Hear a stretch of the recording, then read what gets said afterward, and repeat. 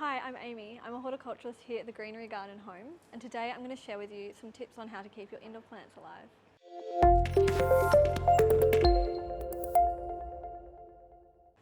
So the first thing to remember when you're going out to buy your indoor plants is where you're going to place them. Are they going to be in a well-lit position, or is it more of a dark corner? On the subject of lighting, most indoor plants won't tolerate direct light onto their leaves. This can burn the leaves.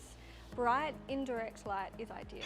So something to remember for your indoor plants is to keep them away from direct heating or aircon. This can dry out your indoor plant potting mix and it can put your plants under stress. So for a low lit position, things like the pothos do really well. These are a really hardy plant, and you'll find that sometimes they will lose a little bit of their yellow variegation in their leaves if you have them in a low lit position, but they'll still be okay. On the other hand, some indoor plants like this Ficus Elastica or rubber plant will tolerate a lot more light and like a brightly lit spot. These guys can sometimes tolerate the full sun.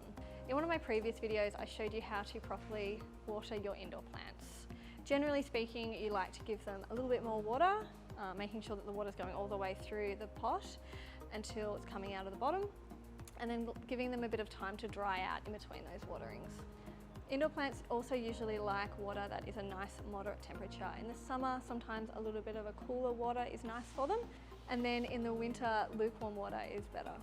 Something really important to consider for your indoor plants is making sure they're in the right pot. So these black plastic grow pots have holes in the bottom. That's really important.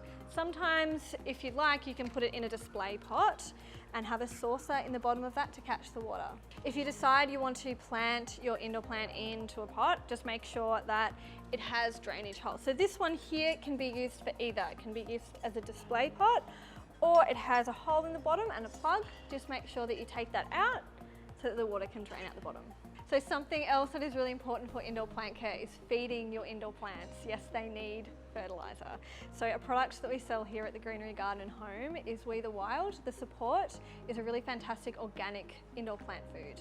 So there are some indoor plants that like a nice controlled environment. The fiddle-leaf fig here, or the Ficus lyrata, like a nice warm, non-drafty position. They also like not to be moved. So once you have your fiddle-leaf fig in position, leave it alone, give it a water, let it get the warmth of your room, but let it be. So a really great low maintenance indoor plant is the Zanzibar Gem, or the ZZ plant. These tolerate a really low light position and they like to be kept pretty dry, so pretty low frequency in the watering. In saying that, all plants are individual and some may need more than others. This plant here is another one of my favourite. It's the Philodendron Brazil. It has a beautiful variegation through the leaf. It likes bright indirect light and it will climb, so you can have it cascading down your bookshelf or hanging up on your wall. Another great plant is the Monstera Adansonii. These guys are really tough. They'll tolerate most light positions and most positions in your house. A common name for these guys is the Swiss cheese plant. That's because they have these beautiful cutouts in their leaves. Thanks so much for watching. Come and see us here at the Greenery Garden Home, where our horticulturists can give you all the information you need on indoor plant care.